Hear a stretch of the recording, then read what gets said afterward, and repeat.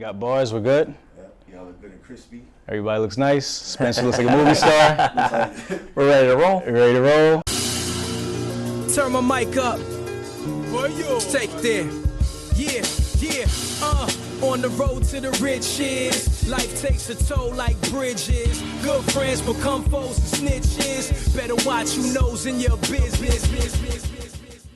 All right, Hustle Fam, Hustle Family, we are back with another amazing episode, and today we are live on location at Route Consultants with my man right here, Spencer Patton. Spencer Patton, hey, nice to meet you, sir. Nice to be here. Thanks for having me. Man, you might be a little bit louder than me, man. I might have finally met my match. Look at that. Finally somebody who speaks up. All my guests are usually like, nice to be here. But hey, listen, man, first of all, I want to thank you for, letting us come into your office, check out your operation. What you guys are doing here, I think is amazing. Really, really awesome. I'm so excited to learn more about Route Consultants and what you guys are doing. So again, welcome to the show. Thank you. Well, we're going to cover some fun stuff. It's last mile, it's e-commerce. We have all kinds of fun things to be able to cover. Yes. Last mile is booming. The Hustle family definitely loves last mile. So we're going to get into it. We're going to learn. We're going to educate. We're going to do all that. But first, in true truck and hustle fashion, we have to start out with the story. So tell us a little bit about yourself, man. Where are you from? Let's talk about it, man. Let's get into it. All right. So born and raised in Nashville, Tennessee. Okay. One One of the few. So if you know anything about Nashville, there is just everyone is coming in town as the place to live. So Nashville, I am not the contributor to the traffic problems. I am one of the original here, and everybody else is the traffic problem contributor. I got my start in finance. I'm a nerd through and through. I started to invest in the stock market when I was a really young kid. So there's a long story behind that, but I was the nerd in high school on the stock market club and going to college, all of that. I was the finance guy. Okay. And so as I grew in finance, I really had a passion for small business, and I didn't necessarily want to start up a business as much as I wanted to purchase one that was cash flowing, that I wouldn't have to just roll the dice on startups, because at the end of the day, 90% of all startups fail. And so I wanted to find something that was already successful and had cash flow. So I started looking at every type of opportunity out there. I was looking at liquor stores and gravel delivery businesses, tutoring franchises, and I was on bizbuysell.com, right? Like where 98% of the businesses are trash, and found FedEx routes for sale. Okay. And I had no clue that FedEx ground routes were something that you could even buy. I just figured the person coming to your door wearing a FedEx uniform, driving a FedEx truck was a FedEx employee. Right. And so when I got into the space and really started to learn about it, I felt like that this was one of the best things that I could ever purchase that would cash flow right away, that had a really interesting tailwind with the growth of e-commerce. And so the rest, they say, is history, as I've grown to be the largest contractor to FedEx Ground in the United States, and have formed other businesses around the FedEx operation to help support all of the other contractors that are trying to be successful. Okay. There's about 5,600 contractors out there, and we're just one of them, but we have a lot of businesses, Route Consultant being one of them, that helps support them with financing and truck purchasing and repair and maintenance and all sorts of stuff. Okay. Cool. I like that. All right. So let's really get in deep. All right. So FedEx routes.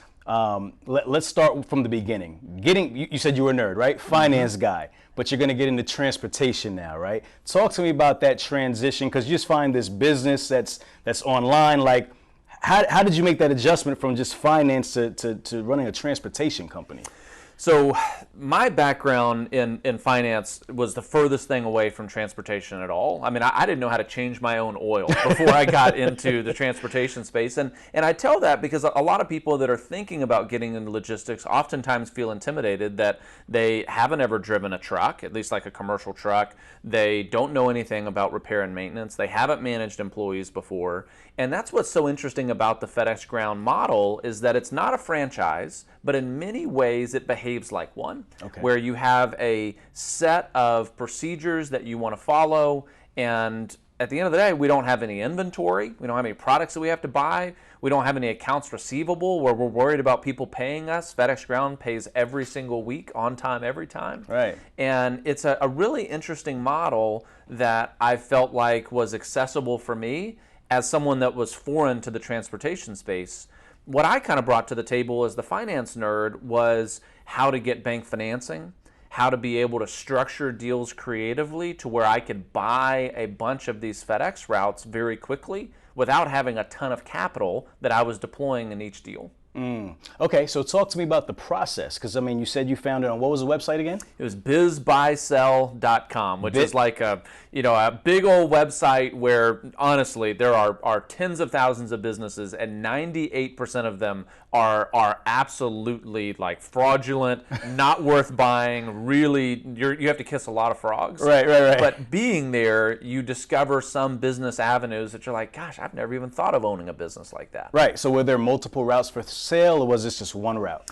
So in 2013, which is when I got started, April 27th of 2013, okay, there were a handful of FedEx Ground routes for sale. And what we really mean by routes is a route is one truck and one driver. That's what makes a route. Okay. So when you purchase routes, you can't purchase just one route. You generally purchase a minimum of 5, but usually it's somewhere between 10 and 15. Okay. So you're getting 10 or 15 trucks, 10 or 15 employees with a revenue that's somewhere between 800,000 and 1.5 million. Okay. So when I purchased my first set of routes, it was in Springfield, Illinois, and Southern Illinois, and I saw other FedEx opportunities there. But back in 2013, there was no education about what these things were. Okay. What made a good route? What made a bad route? Do you want to have high mileage territory or low mileage territory? What is an expensive price? What's a cheap price? Should I buy new trucks? Should I buy old trucks?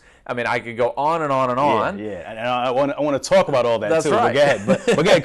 Continue. And so the idea for ultimately Route Consultant, which wasn't formed for 5 years after I became a contractor, was from my learning experience when I got started, is that there was no one to be able to help. Right. And so Route Consultant provides almost all of our education for free. Okay. We don't charge for it. We have a ton of information, all the stuff that I wish was there when I was getting my start in the FedEx space. Got you. So you said you purchased a bundle of routes, right? How many routes was it exactly? Do you remember? 10 routes. Yep. It was 10 routes, Okay. 10 employees. So you purchased 10 routes, 10 employees, turnkey. How many pieces of equipment?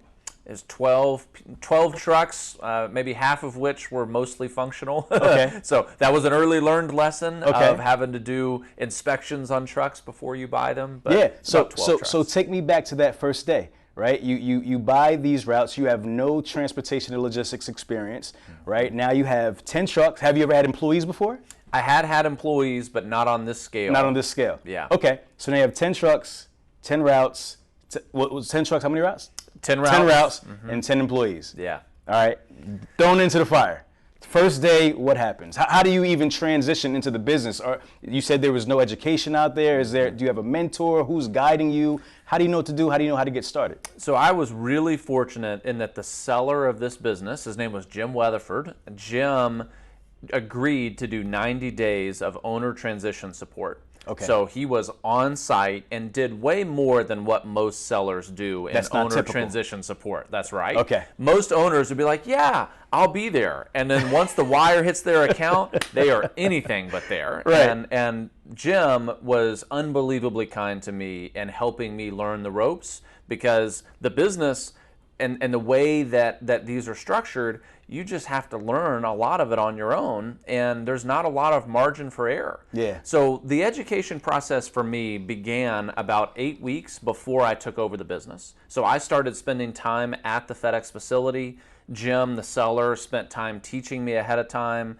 Those things are not all that common as far as things that are offered by sellers. So by the time I got to that first day, I had a decent understanding of what I was signing up for, but I still had so many things that if I could have gone back and told myself some things, I would have done a lot really differently. Mm-hmm. I would have done this FedEx business 100 out of 100 times. This is an amazing opportunity. Yeah. We get to own a business where we don't have to employ salespeople. Like I said, we have no inventory, no accounts receivable. We get really nice tax advantages because we get to depreciate the trucks. And these businesses are growing at 20 to 40% a year because of what's going on in the e-commerce space. Wow. Now, why was Jim selling the route to begin with? So Jim was a serial entrepreneur, and Jim had started with a much smaller business, And at that time, the business had grown a little bit larger than what he could effectively manage. It's what we see out of, I mentioned there's 5,600 FedEx contractors out there. The majority of them are great operators. They will get in there and they will work just as hard as anybody, but they're very poor business owners. Now, they're willing to learn. It's not that they're obstinate and just saying, well, you can't teach me anything, but there's no one there to teach them. So Jim was really struggling that he had a very out-of-date fleet. So the trucks that I inherited were not very quality trucks, as I mentioned before. Right. But he was looking at a choice of saying, well, if I go and buy a whole bunch of brand new trucks, that's going to cost me $600,000 to $800,000 just in the trucks alone. That's going to be a lot of debt, and that was very scary for him. Now, turns out buying those trucks would have been the smartest thing he could have possibly done for his business. But until somebody shows you the numbers and teaches you that, it just feels like $600,000 to $800,000 in debt, which nobody wants to sign up for. Right. How long did he actually run the business before he sold it? Jim had been in there for a while, so it had been, give or take, 10 or 15 years that he had owned and been in the FedEx space. Like I said, he was a serial entrepreneur, so he owned vending machine routes that had nothing to do with FedEx. And he owned a vehicle branding company and a handful of different things that he was always dabbling in. But this FedEx side, his ultimate reason to sell is he was saying, either I've got to put $600,000 to $800,000 more into this business via replacing all these trucks, or I need to find somebody that is willing and able to. Got you. Now, because of that, because he was kind of like in a distressed situation, were you able to get a discount on the route? So he was intelligent in that he didn't wait until it was distressed. He just saw the handwriting on the wall that this was a capital expenditure, all of these trucks. That was going to need to happen in the next 12 to 18 months. So me coming in, I recognized, and even still today buying trucks, is that buying new trucks, you can get them 100% financed. So you don't have to put any capital down in order to be able to buy trucks for the most part. So it was just an opportunity that he was selling at the right time and knew that if he dug his heels in the ground, that the business would get distressed. It was not distressed. The employees were functional. There was a manager there. The territory was good. It was just that he recognized that the business was no longer trending in the direction that he wanted to, and so that really was what made the sale make sense. There are a number of contractors, though, that don't pull that ripcord in time, and they do wait until they get in distress, and you're exactly right, valuations take a plummet at that point. Yeah, got you. So how did he, let's stay there, how did he determine like what the market price was at that time? Like, is there any data analytics? How did he get that number to know what to sell it to you for? So he was one of the few contractors that actually used a FedEx route broker. Back in 2013, there weren't many brokers in the FedEx space. There were business brokers that you could go and find, and these business brokers will do FedEx routes, but they also sell a bunch of other stuff, and so they don't have any clue about really what FedEx routes are worth. They're just general business brokers. They sell anything. That's right. So he was with a business broker that was decently knowledgeable and made a good estimate of what the business was worth. Turns out the business broker was more right than he was wrong about the business. I didn't really know any difference, nor did Jim know any difference, but it was just one of those things that it turned out to be a pretty fair price for both sides. Route Consultant now, one of the things that we solve for is we are the largest FedEx route broker in the entire ecosystem. So we have about $260 million worth of FedEx ground routes that we sell, and that vantage point allows us to be able to understand what these routes are worth, and depending upon the value of the fleet, the health of the business, the quality of the manager, that changes the valuation of businesses, and we can help teach people how to make their own determination of what the business is worth. Got you. So getting into the business, what was your first set of challenges, and what was the landscape like at that time, for FedEx? Can you talk about that a little bit? Absolutely. So FedEx is and was going through a transition where there, as I mentioned before, a lot of operators that are great operators. They have the willpower to be able to operate well, but they're not very business savvy. So FedEx Ground is growing so much that a lot of the contractors, they have grown far beyond what they ever had signed up for. They were like, listen, I came here with 1 or 2 routes. Just throwing stuff at them. And now they've got 15, 20, 25. And the business practices that worked for them at 5 or 10 employees no longer work for them at 20 or 25. The bookkeeping is really poor if it exists at all. The fleet strategy is one where people say, well, I'm just going to run this truck till the wheels fall off. And that's a really poor strategy. Right, you just for sure. can't do that in this space, even though that's someone's inclination is to say, well, I'm just going to repair that truck and fix it and move on. So when I got started in the space, I stuck out like a sore thumb, like you can't imagine. I mean, you probably can't imagine. How old were you at this time? So in 2013, so that would have me being 26 years old. Definitely sticking out like a sore thumb. And, I was a hedge fund manager, right? A finance guy that didn't know how to change his own oil, right? So I came into the transportation space with every other contractor that they lived, eat, and breathed this space. Right. They were driving routes themselves, and I came in as this finance guy that, by the way, I was remote. So I lived in Nashville, Tennessee. I bought these routes in Springfield, Illinois, which is 5 hours and 15 minutes away. Oh, wow. So I didn't even live in the city where I owned the business. Right. And so that's a whole other discussion there too. Yeah. But the vision that I had for the company was one where I was going to invest in the company. I brought in a lot of new trucks. I brought in some systems and policies and procedures to the business. Our employees were equipped in uniforms, and they were going to actually have what they needed to be successful.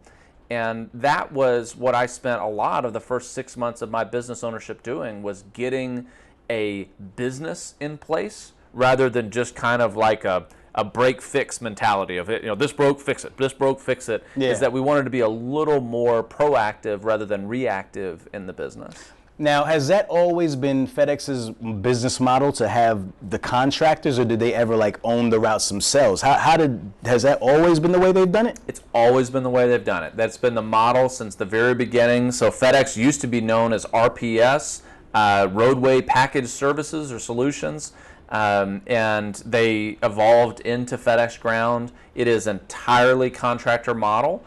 UPS is exactly the opposite. So UPS is 100% unionized. Right. All of the routes are owned and operated by UPS. So FedEx Ground doesn't sell these routes. FedEx Ground has never owned them. They have always relied upon the contractor model. And clearly I'm biased, but I love that because the contractor model is full of entrepreneurs. We're 5,600 entrepreneurs across the United States that at the end of the day, we have to find a way to get the boxes delivered and do so safely. Right. And in unionized labor, you just don't have that level of creativity. Yeah. You just have a union contract, and it says, if it's in my contract, I'm going to do it. If it's not in my unionized contract, I'm not going to do it. And so it really creates a lot of flexibility in the FedEx world that other players in the space don't have. Yeah, how did they typically market these opportunities? So you said you found your opportunity on a website that was kind of a weird, janky website or whatever. Yeah. How do they usually market these opportunities to the public for people to buy? So every single zip code in the United States is owned by a contractor like me. Okay. So the way that this works is that you would own either a zip code or a series of zip codes that you are responsible for delivering all of the boxes to that zip code. So we're here recording in zip code 37027. So there's a contractor, and I know them, that owns this package delivery zip code. Okay. So as the network now as a whole, there's not a single unaccounted for zip code. So FedEx Ground doesn't have a territory that they're trying to convince somebody to deliver packages to. Right. It's owned by everybody. Right. So FedEx doesn't market these routes at all. Okay. Because they have nothing to sell. Gotcha. It's all 5,600 of our contractors that, I have dozens and dozens of zip codes that I own, and so I may make the business decision to sell 1 or 2 or 3 of my zip codes, and I need a FedEx broker in order to help me understand what that's worth. Gotcha. And that's how the transactions are done. Okay, so what were some of the challenges that you faced getting in? You said you had to implement some systems and some different things. You got the employees in uniform and all that. That's not how things were when you first came on board. What were some of your challenges, the biggest hurdles you had to face when you first started? This labor demographic is different than anything that I had experienced before. So the drivers that worked for me, if you make a mistake on their payroll, It's not that, oh, you know what, I get it. You know, a day got left off, and it's not a big deal. We'll just make it up the next week. Right. It's you tried to steal from me. Yeah. They're knocking on your door. Yeah, and they're like, I'm not leaving this building with this truck until I get the money that I'm owed. Right. And I understand that mindset. It was a very different mindset than what I was used to, because I was like, I'm not trying to steal from you. Like, Right. I'm literally not. I just made a mistake on the payroll. Right. But that was an adjustment for me. And this demographic of labor is one that is not a career for most of these drivers. This is a very physical job. It's not unlike movers, right? Where that's some of the best money you can ever spend. When you hire movers, and when you're moving from one place to another, they're good to go. that is why you work, is to be able to afford a mover, Right. because that's hard work. For sure. In the same way, these package delivery drivers, they're moving every single day. Now, they're moving boxes, but a lot of times our demographic of labor, they don't have families. They are kind of 21 to 35-year-old, generally male, and they're kind of in transition in life. So we experience about 30 to 40% turnover a year, and that's a material number. And so the idea of recruiting and keeping this labor group happy is a really important concept to wrap your head around. Yeah. And then the other side of it is fleet strategy. I had never maintained my own fleet. I didn't know about oil change intervals and when do I change tires, and again, do I buy new trucks, do I buy used trucks, do I lease trucks? And I have tried all of them. I've screwed them all up in various ways, which is what makes me a good consultant now. Right. That's why I work with thousands of people that I can say, I've messed that one up, and that one up, and that one up, so let me tell you what actually is the one that works. Right. And just for the record, it's buying new trucks with 0 miles on them and selling them between 150 and 200,000 miles. Like, if I could have just gone back and told myself that at the start, I would have saved myself a lot of money and heartache. Got you. What are some of the major or the main KPIs, key performance indicators, that you guys look at as contractors when you're running your business and your operation? So FedEx Ground holds us to two main standards. We are evaluated on safety, and we're evaluated on service. So FedEx Ground has safety above all. That is their guiding principle. So at the end of the day, we as contractors are operating under FedEx's DOT number, their Department of Transportation number.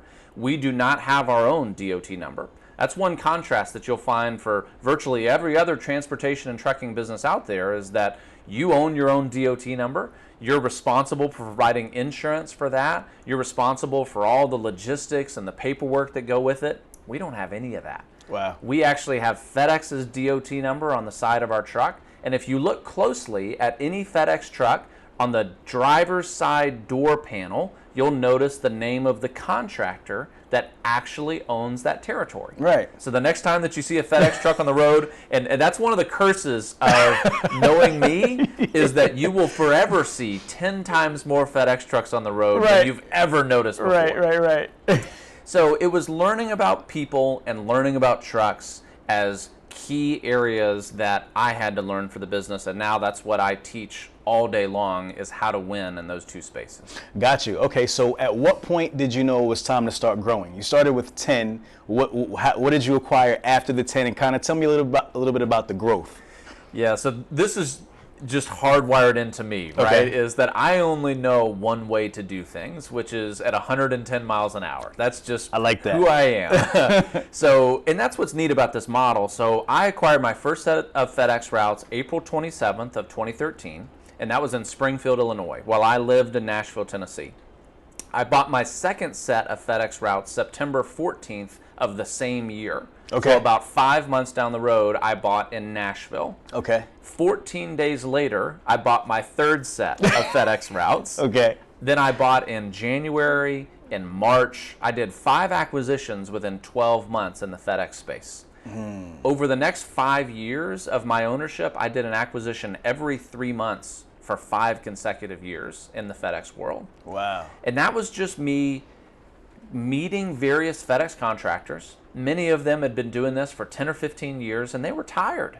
All right, they had a business that was way bigger than anything that they had ever thought of having, and they were also staring in the face the reality that they were going to have to buy a bunch of trucks. And that was really the main thing that scared people, is they said, man, my business has grown to where I've got either a high 6-figure or a 7-figure business. I can sell this, I can retire, or I can go take on $600,000 or $800,000 worth of truck debt and restart the cycle. Yeah. And so most of them just said, hey, it's been a great run. I've made a lot of money. Let me sell to this young finance guy and I'll move on. Got you. So strategically, how do you approach that in terms of financing and so forth and so on? What's your strategy for building? So debt is a two-edged sword. I am a big believer in leverage and debt when it's done properly. You can borrow right now at some of the lowest interest rates that we've ever seen in modern history. Being able to borrow at 3.5%, 4.5%, or at the high end, a 5.5% interest rate is just unthinkable. I mean, during the 80s, the interest rates were 18%. I mean, you imagine buying a house and you're paying 18% interest on your mortgage. Right. So I am a huge believer in using other people's money in order to be successful in your path. So I borrow for trucks. I borrow to purchase the business. Now, the key thing is I don't want you to hear me say that I'm using debt recklessly, because it absolutely can be a double-edged sword. Do I want credit card debt at 28% interest? I absolutely don't. Right. I want smart debt, strategic debt.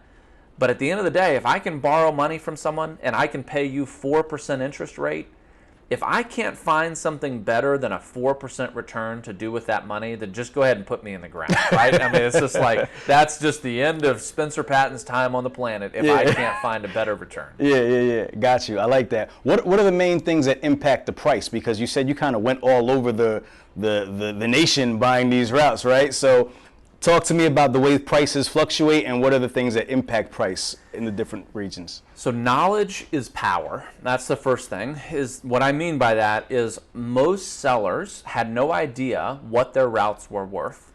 They had a loose concept from a rumor and someone else that they heard potentially sold, but they didn't have any actual data to say whether something was fairly underpriced or overpriced. So Route Consultant has really worked to solve that, is that we've given a ton of transparency to the marketplace to say, here's what these routes actually sell for. But when I was going through and doing roll-ups, there was no Route Consultant. Right. There was no one setting the standard for what these routes were worth. And so I was able to buy at really attractive prices because I had the capital to do so and I had the momentum of knowing what I was buying. Right. So I could go into someone's business that maybe they had out-of-date trucks, they had poor employees or not very much efficiency in the business, and I wasn't so much buying that business because I wanted to do everything that they were doing.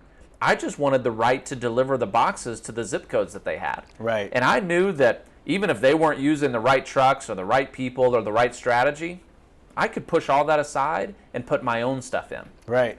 And so that's where I coach people that are entrepreneurs, whether it's in the transportation space with FedEx or not, educating yourself to where you understand that world and all of the pain points about it is one of the best ways that you can run a good business. Yeah. Where people get in trouble is that they do a little bit of research in this particular pie slice and then they go ahead and jump in and they're like, wow, there were all sorts of things that I didn't know that I should have known if I could have done it again. Right. Does location matter at all? Like if you're in a place that's more highly populated or densely populated, do the routes go for more? How does that impact? Really good question. So the natural assumption that we'd all have, so I own the Magnificent Mile in downtown Chicago. So if you've been to downtown Chicago on the Magnificent Mile, that's where, you know, the Prada store, that Louis Vuitton, every nice store is down there, every nice residence down there. I also own rural Kentucky routes. Okay. So your natural instinct is to say, well, which one is going to be more profitable? Yeah. Most everybody would say downtown Chicago. For sure. Yeah, and that's what they would think. Yeah. The truth is, FedEx Ground does their contracts to make those two territories roughly equivalent in the profitability. And here's how.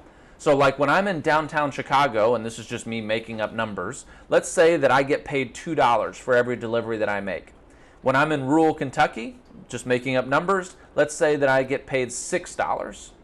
So I get paid multiples more in a rural territory because my expenses are a lot more in a rural territory. Right. I have a lot more fuel expense. My trucks are wearing out a lot quicker.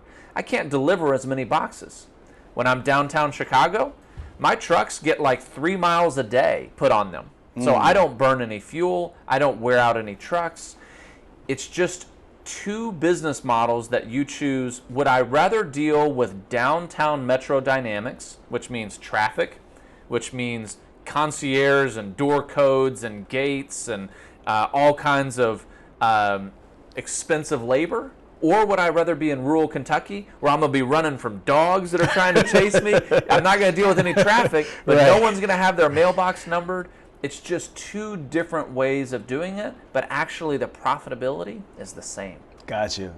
Who's making those decisions in terms of price, and how often does price change? Like, is it a year contract, or is it like every 6 months and then they revisit it? Like, how does that work in terms of what you're getting paid for your work? So FedEx Ground has an entire engineering department that their entire role is to determine how much every individual contractor should be paid for delivering in their territory. And these engineers are super smart. They take into account all of the things that are expenses for our business. So if we're operating in rural Kentucky, they know what it takes to deliver in rural Kentucky. If we're operating in downtown Chicago, they know what it takes to deliver there. And so that's why you see the pay dynamics be different between those two markets. Right. So it's a dynamic that FedEx Ground sets the rates, and those rates change and update anywhere from 1 to 3 years. And you actually get to choose what length of contract term you want. Okay. Some contractors want it to update every single year. Some of them deserve or appreciate the kind of relative stability that comes with a 3-year agreement. So those are the dynamics of how long they are. Is there ever any pushback from the contractors saying, hey, you're not paying enough? Or how does that work? Is there any people get together and they're like, hey, let's have a meeting about this? Like, I know, because everybody's not going to always just agree, like, yeah, pay us what you want, right? Yeah, and they wouldn't be human beings if they didn't get together and say, we're not paid enough. You're not paid enough, Yeah. exactly. Yeah, everybody wants more money. Here's the reality. There's 5,600 FedEx Ground contractors in the United States. They all run their own business. So there is no unionization, there's no collective bargaining, but contractors do work really hard to communicate to FedEx what the unique cost structures of their business is. And that's something that we at Route Consultant help FedEx contractors do, is say, hey, have you thought about how quickly your tires wear out when you're going on gravel versus on pavement?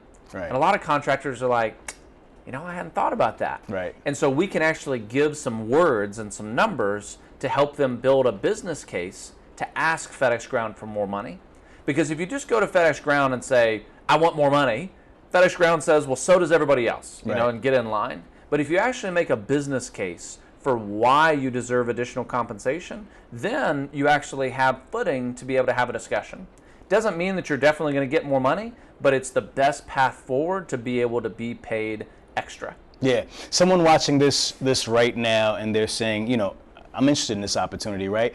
What would you tell them in terms of preparatory, like what should their finances look like? What should they be, thinking about? What are the questions they're going to be asked? Yeah. Kind of prepare them for what's to come if they want to get into this space.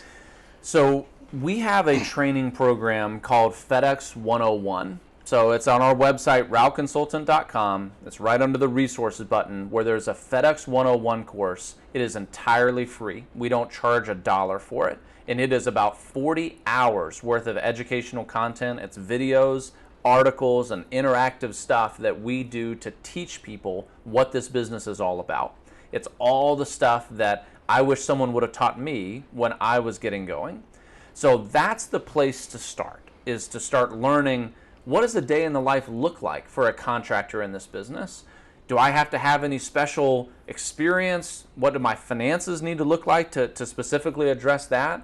So one of the unique things about the space is that there are SBA loans that you can get to be able to purchase FedEx routes. So the Small Business Association views FedEx routes as a pre-qualified way of being able to deploy their funds. So the SBA is very familiar with the FedEx space. So they look and will take into consideration lower down payments than normal. They offer special waivers of fees for people that are veterans, and a lot of different demographics that the SBA looks for as trying to offer opportunity to. Now, this is not a business where you can just come in with no money and be successful. You've got to have working capital. Right. So what I tell people is that if you don't have about $75,000 of working capital in the business, which means the money that you have in your pocket on day one, you're undercapitalized for this business. And I'd say you need to get $75,000 before you really can be successful in this space. Gotcha. Now, can you raise $75,000 from family and friends, or potentially through the debt that you get with the bank that you could get working capital? Absolutely. And that's something that we strategize with people to try to help them see, can they afford to be in this space, or do they need to hit certain financial milestones before they're ready? Yeah, is there anything that they look at, your credit or your financial history, your past performance, what you did in your previous life? Is that something that comes into play? Or the banks certainly do. So anytime that you're applying for a loan, you're going to get all of the traditional questions that you would get from a bank. They're going to check your credit score, they're going to look at your credit history, they're going to look at your salary and your assets and all of those things. They're going to look at those items. FedEx Ground doesn't look at those. They don't run a credit check. They do run a background check on their contractors, but FedEx Ground is looking for your ability and interest in growing, because FedEx Ground has had a lot of contractors that they're trying to drag their heels on growth, right? They've been doing this for 10 or 15 years, and they're saying, woo, this is enough. This is enough packages to deliver. Yeah. And that doesn't work for FedEx Ground. FedEx Ground needs contractors that are here to grow, here to expand, and that's part of the interview that you actually have with FedEx. You'll have an in-person, face-to-face interview with FedEx before you're permitted to be a contractor. Okay. FedEx versus Amazon, what's the difference? So there's similarities and differences. Yep. So people really overblow the competitive nature between the two. It's not nearly as competitive as what people think it is. FedEx and Amazon target two different types of the package delivery world. So FedEx focuses on delivering what I call the big uglies, which are the sets of 4 tires, the mattresses, the trampolines, the lawn chairs, the 70-inch televisions. We do a lot of the big, heavy, bulky stuff. Right. Amazon doesn't want any part in that. Amazon specializes in the shoebox size packages and smaller. Amazon wants to deliver the stuff that they can store and stack neatly in their warehouse and be able to bring to customers. So Amazon as a business, you have an expectation that you are in Amazon's facility 6 days a week, is that you are there and you're very much the operator of your business. So you can buy Amazon routes. We help sell and purchase Amazon routes for people, but it is very operationally intensive that you are going to be there every day. The FedEx routes is a little different. So FedEx Ground does not expect you to be in the terminal 5 or 6 days a week. You can function more as a business owner, which is how I own routes across 10 different states. So I have operations all across the United States. I'm very much involved in the business, but I'm not there in the facility every single day. The Amazon side, you do not own your trucks. You actually sign leases with Amazon, and Amazon takes care of the fleet side. On the FedEx side, we own all of our trucks. Yeah. And we're responsible for that repair and maintenance. What's the exit strategy when you have all those trucks then? It requires some planning. So it's just like if you went and bought a brand new vehicle off of the lot of a dealership, you would not plan on selling that in the next 4 months, right? No one goes and buys a new vehicle and says, I'm going to sell this in 3 or 4 months. You're going to lose a lot of money if you do that. Right. It's the same thing in the FedEx world, is that when you buy new vehicles, you need to plan on being able to use them for 2 or 3 or 4 or 5 years. And then once the vehicle has been not exhausted, but once the vehicle has had some miles put on it, that's a good opportunity to consider, do I want to sell right now, or do I want to go buy a bunch of new vehicles and restart the cycle? Remember, that's what I was talking about with Jim Weatherford, the seller for my very first business, is he had that same choice. Is he said, do I go buy a bunch of new vehicles, or do I sell the business so that I don't have to go through another 3 or 4 or 5 year cycle. Yeah. And that's where he ultimately made his decision. Got you. You have a very large network of contractors, right? What have you seen within your network in terms of growth? How fast are people growing within this business? How long does it usually take? Or is it something that you see people usually kind of like level out and coast for a little while? What do you see? This business is growing 20 to 40% per year. It's unbelievable what's happening in the e-commerce space. One of the stats that I enjoy telling people, so when you look at all of the U.S. retail sales, so everything that's purchased in the United States, 27% of everything purchased is done online. The other 73% is still purchased at a brick and mortar sales location. So at a mall, at a strip center. That to me is unbelievable. Yeah. Like when I think about my purchases, if I had to guess at that statistic for my own purchases, I would say 80% is online and 20% is a brick and mortar sales experience for me. So what that means is that there's a generation that is, retiring, dying, right, moving on. That generation is being replaced by young people.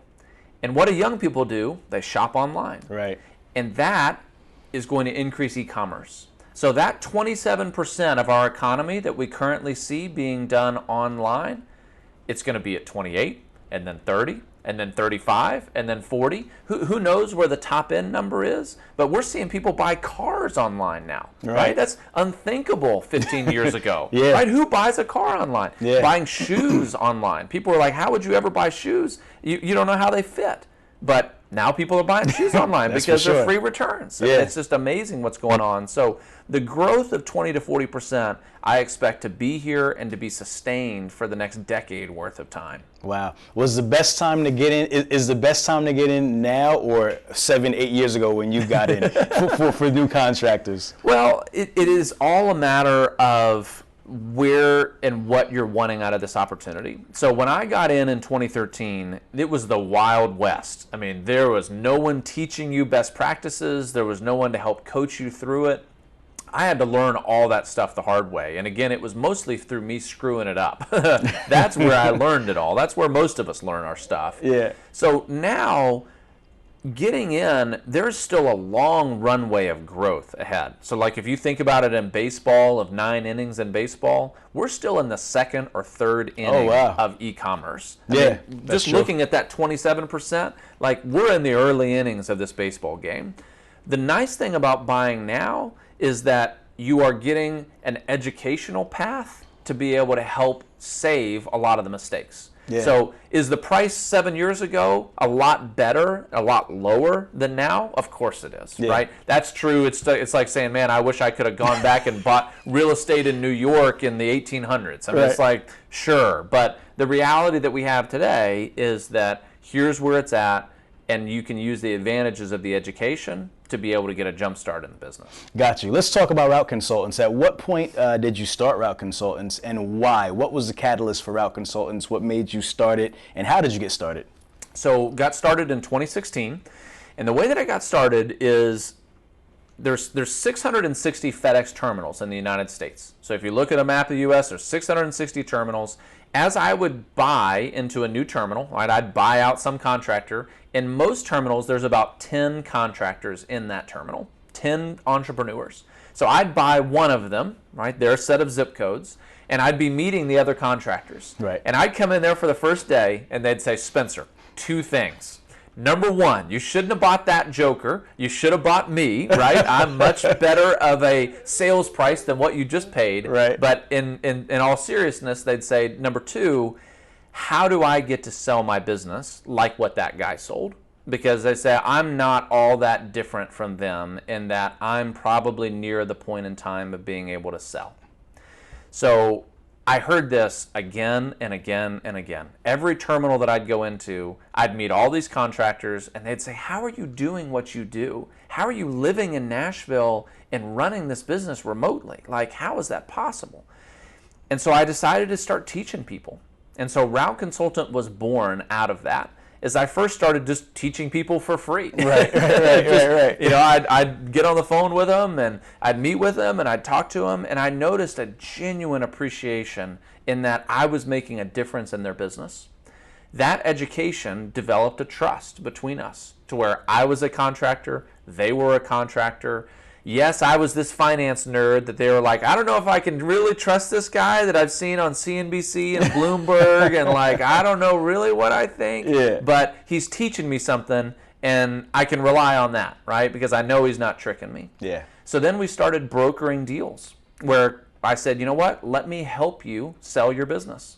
And so our business grew from just helping a couple different contractors sell their business to, as I mentioned now, we sell about $260 million worth of FedEx routes. Wow. To help put that into context, if you added the value of all the FedEx routes together, all of them together, they're worth about $15 billion.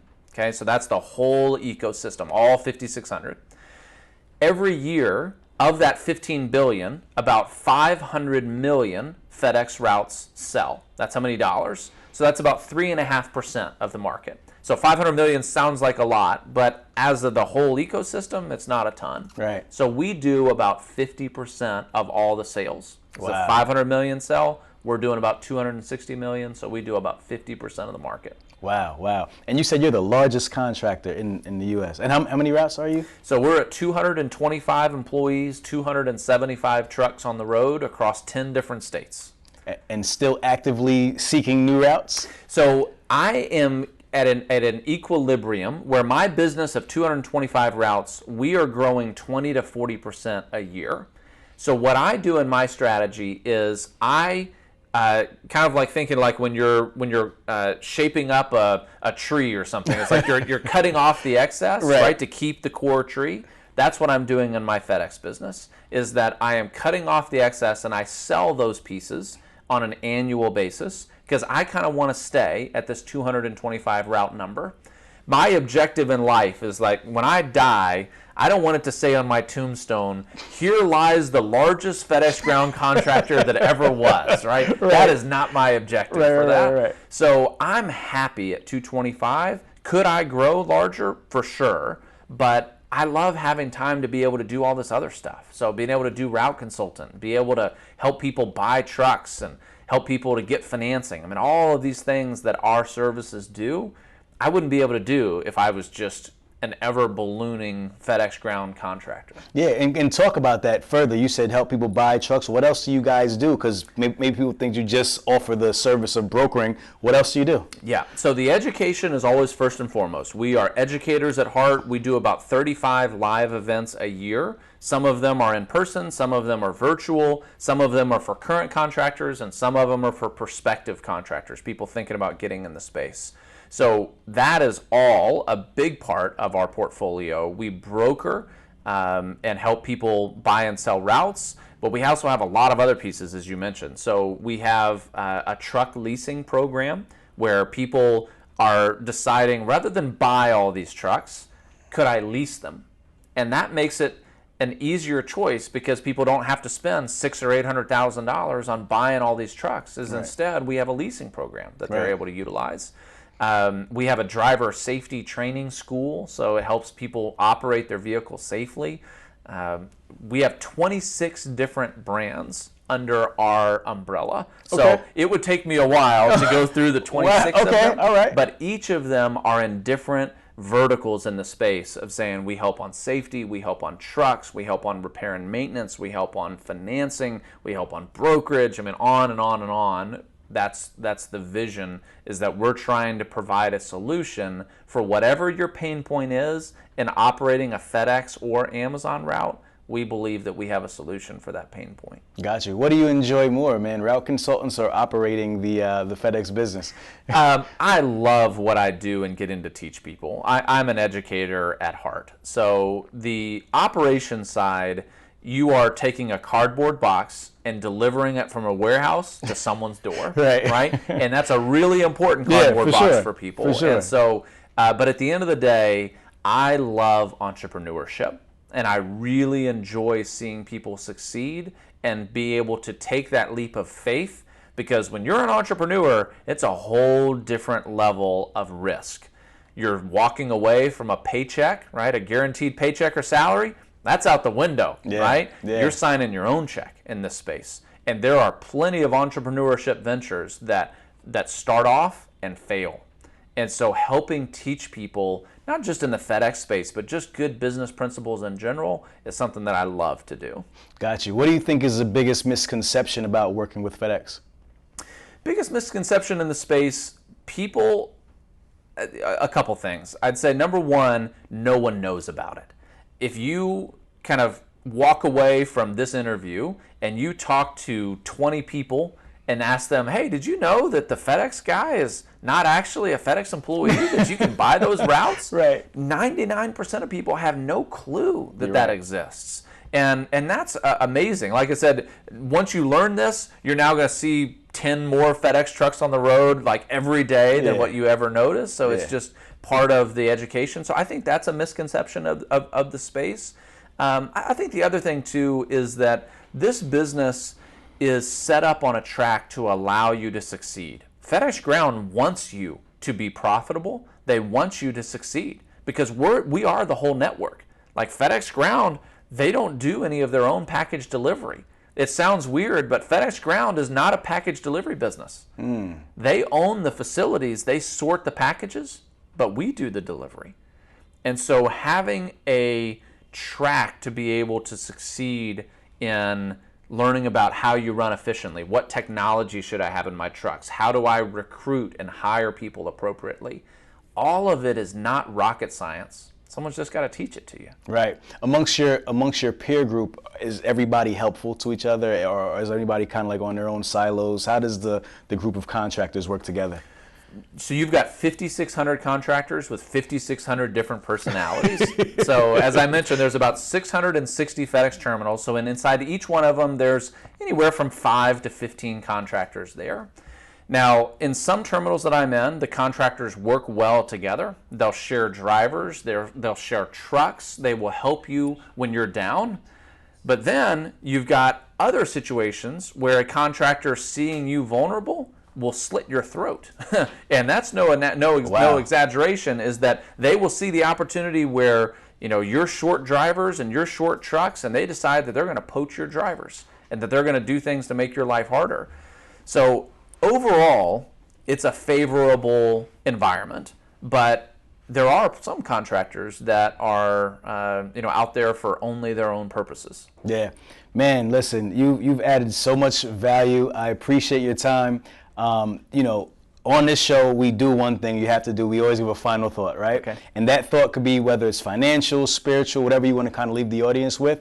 And lastly, we want to let everybody know where they can connect with you directly, learn more about route consultants and yourself. So first, let's start with the final thought, and then let's get into the connection points. So final thought, Spencer. Yeah, so what I think about when I'm thinking about how do you educate yourself, how do you better yourself in your business path, is that there's a saying that I love that says you are the average of the 5 people that you spend the most time around. When you look at people that you put next to you in life, you become and adopt traits from those 5 people.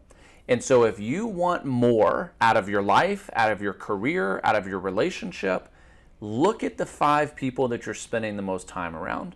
And if you need to upgrade your peer group, if you need to upgrade your business environment, start with those 5. Doing so in exactly formats like this is how you learn. This is how you teach. And maybe you say, you know what, that's not the right thing for me, and that's not the right thing for me, but did I learn something today, right? Did I improve my peer group, even though we're not there in person, but we're teaching people? You better believe we did. And that helps people get to an ultimate goal of whether they're running a better business or having a better life, having a better relationship. That is one of the core principles that has served me really well. I love that. And where can people connect with you and learn more about Route Consultant? So routeconsultant.com, that's the place to be able to interact with us. It's Route Consultant Singular, routeconsultantsingular.com. We have all of our events there. We do a webinar every single week on Wednesdays. It's a live webinar that I do. It's totally free, and we answer any questions, come one, come all, for anyone that has questions about the FedEx space. So we have a good time doing it. Lasts about an hour, and so you can check us out there. And it's a party, man. I've tuned in. It's very fun. Definitely check Spencer out. Listen, man, this has been great. Thank you so much for your time. I appreciate it. Hustle fam, you know what we do around this time. If you smell something burning, it's only a desire. Myself, Spencer, we're out. If you twisted, confused, or stuck about trucks, don't be dumb. This is the place to come. Truck and hustle. Let's go.